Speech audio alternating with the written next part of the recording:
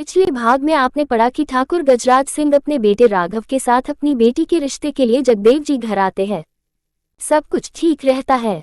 लड़की भी लीला को बहुत पसंद आती है, पर जगदेव जी थोड़ा सा नाराज हो जाते हैं। अब आगे पढ़े। पत्नी लीला के समझाने पर जगदेव जी का गुस्सा ठंडा हो जाता है।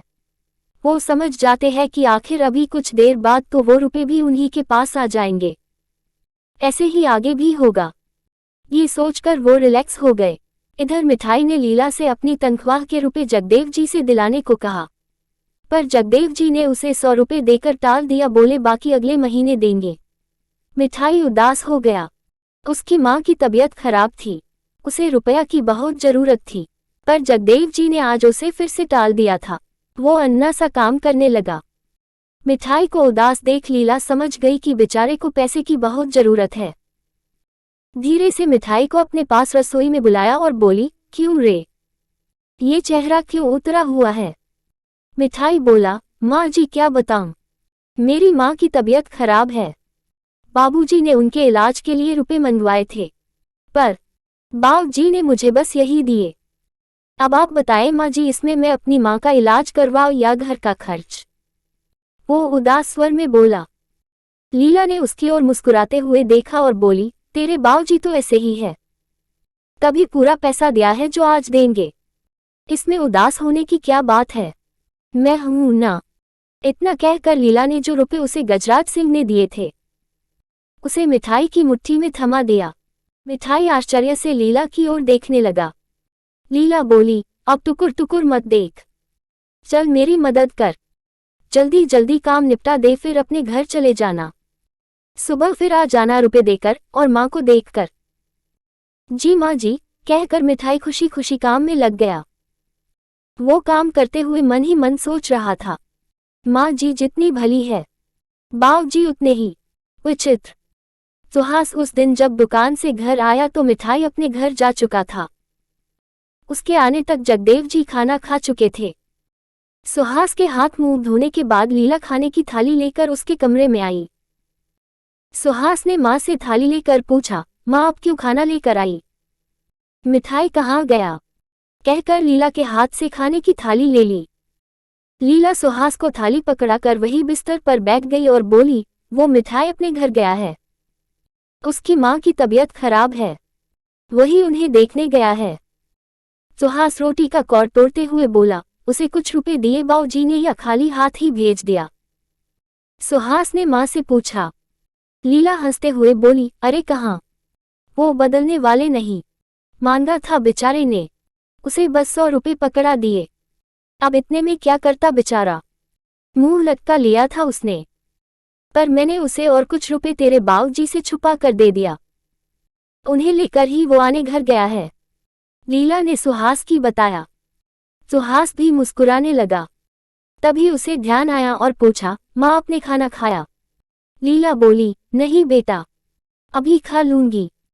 सुहास ने अपना खाना रोक दिया, बोला, माँ आप भी आओ मेरे साथ ही खाओ, जाइए अपनी भी थाली लेकर आइए। लीला ने मना किया पर सुहास नहीं माना। लीला को अपनी भी थाली लानी ही पड़ी। दोनों माँ बेटे ने एक साथ खाना खाया। खाने के पश्चात लीला सुहास के पास आकर बैठ गई और अपने हाथ में पकड़े लिफाफे से फोटो निकालकर सुहास के सामने रख दिया। उस फोटो को दिखाते हुए बोली, बेटा ये ठाकुर गजराज सिंह जी बेटी है, आज ये अपने बेटे राघव के साथ आए थे तुम्हारे लिए रिश्ता लेकर, देख लो बेटा और बताओ कैसी है। मुझे तो बहुत पसंद है, मैं तो ऐसी ही बहू चाहती थी। सुहास संकोच कर रहा था, उसने फोटो नहीं देखी।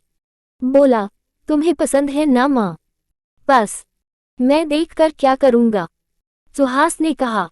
पर लीला नहीं मानी, उसने जबरन फोटो सुहास के सामने कर दिया। मजबूरन सुहास को देखना ही पड़ा। नजर पड़ते ही सुहास भी देखता ही रह गया। ऐसी खूबसूरती थी कि किसी को भी बांध ले। जब सुहास फोटो की ओर देख रहा था तब लीला उसके चेहरे को पढ़ रही थी। फिर सुहास से पूछा, बेटा तुमसे मिले थे न गजराज जी, कैसे लगे वो तुम्हें? सुहास बोला, मैं तो अपने काम में व्यस्त था माँ, ठीक ही होंगे। माँ की बात से जैसे सुहास को कुछ याद आ गया। वो बिस्तर से उठकर खूंटी में टंगे हुए अपने कपड़े के पास गया। फिर अपनी पैंट की जेब से गजराज की दी हुई नोटों की गड्डी को निकाल लिया। उसे लेकर माँ के पास आया और उनके हाथों में थमा दिया। फिर बोला, माँ, ये ठाकुर साहब ने दिया था मुझे, आप बाऊजी को से देना, मैं भूल गया था। लीला जान रही थी कि अगर जगदेव जी को रुपए नहीं दिए सुहास ने तो तिल का तार बनाने में उन्हें समय नहीं लगेगा। ये तो अच्छा हुआ कि उसने खुद ही दे दिया।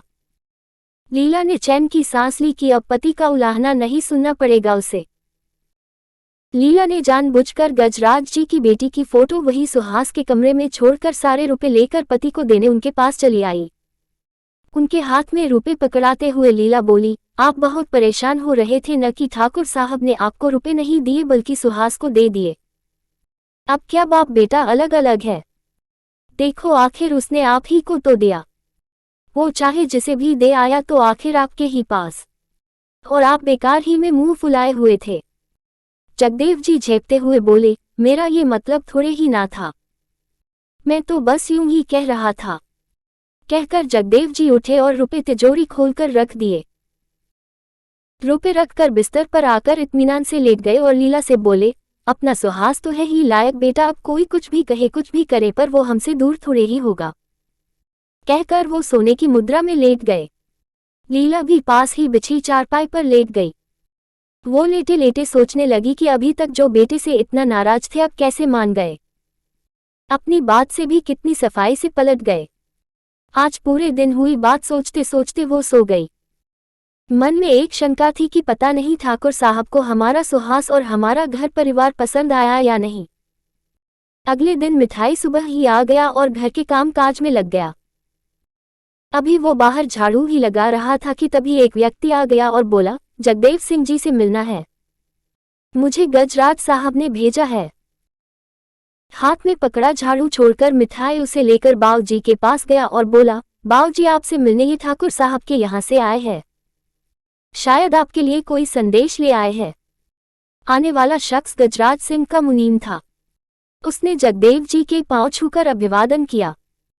जगदेव जी ने उसे बैठने को कहा और ठाकुर साहब का संदेश पूछा। मुनीम ने बताया, मेरे सरकार ने रिश्ते के बारे में पंडित जी से बात किया था। पंडित जी ने बताया है कि कल 3 बजे के बाद बहुत ही शुभ मुहूर्त है। वो कल शगुन लेकर आना चाहते हैं, अगर आपकी हाँ हो तो। लीला ने मिठाई के हाथों मुनीम के लिए जलपान भिजवा दिया। जगदेव जी इस अचानक प्रस्ताव से घबरा गए। क्या जगदेव जी कल ही शगुन लेने के लिए तैयार होंगे? इस तरह अचानक क्या बात हो गई जो ठाकुर साहब कल ही शगुन लेकर आना चाहते थे? पढ़े अगले भाग में।